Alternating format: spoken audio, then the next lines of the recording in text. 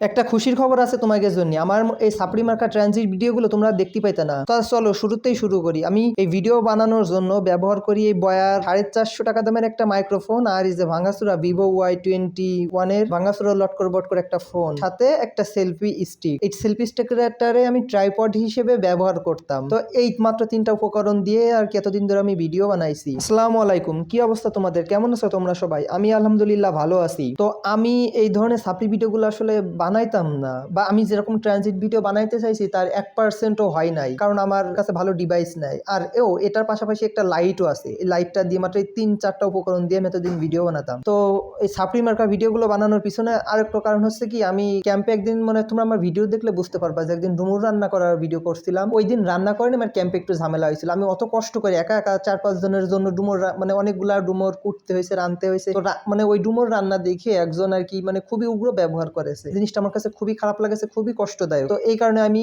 সিদ্ধান্ত নিয়েছি যে আমি ক্যাম্পে আর কোনো রান্না বান্নার ভিডিও করব না। তো লাস্ট এবার বাড়িতে গেছি, বাড়িতে যাওয়ার পরে মানে বৃষ্টির কারণে বাইরে ভাবে রান্না করতে পারিনি, আর রান্নাঘরের ভিডিও গুলো খুব একটা ভালো হবে না দেখে আমি রান্না করিনি। আর তাছাড়া আমার বাড়ি গেলে আমার মা আমার এভাবে রান্না করতে দিতে চায় না, কারণ আমি ক্যাম্পে যেহেতু রান্না করি, আমার প্রতিদিনই একবার করে রান্না করা লাগে, ডিউটি থাকে। তো বাড়ি গেলে মা রান্না করতে দেয় না। তো বাড়ি থেকে আসার আগে ভাবছিলাম যে মানে অনেকগুলো ট্রানজিট ভিডিও বানাই নিয়ে আসবো। তো আমি 1-1.5 ঘন্টার ভিতরে প্রায় 40-50টা প্লাস ভিডিও বানাইছি। আরেকটা কারণ আছে যে আমার ক্যাম্পের রাগারাগির কারণে আর কি কুকিং ভিডিও বানাবো না, আমি এই কারণে ট্রানজিট ভিডিও বানাই নিয়ে আসছিলাম অনেকদিন, যে আমি শুধু পড়বো আর ট্রানজিট ভিডিওগুলারে মানে যখন সময় পাবো তখন এডিট করব আর আপলোড করব। গ্যালারিতে, ক্যাপকাটে সব মিলায় এখনো অনেক ভিডিও রয়েছে, কিন্তু আমি এগুলো আর পাবলিশ করব না। একটা সময় যে আমার মনে হয়েছে কি, যে একটা সময় এসে মনে হচ্ছে যে না, এটা নিতান্তই আমার ব্যক্তিত্ববোধের সংকট ছাড়া আর কিছুই না। আমার নিজের কাছেই নিজের খারাপ লাগতেছে যে আমি কেন তো ভিডিওগুলো পাবলিশ করলাম। আর তাছাড়া এই ভিডিওগুলো আমি ওইভাবে মানে অন্য ডিভাইসে আমি মানে ইউটিউব, টিকটক, ইনস্টাগ্রাম, ফেসবুক সব জায়গায় আর কি ভিডিও আপলোড করে বের হয়ে আসি। আমি ওইভাবে ব্যবহার করার সময় পাই না, একটু ব্যস্ততার কারণে। টিকটকে একটু ভিডিও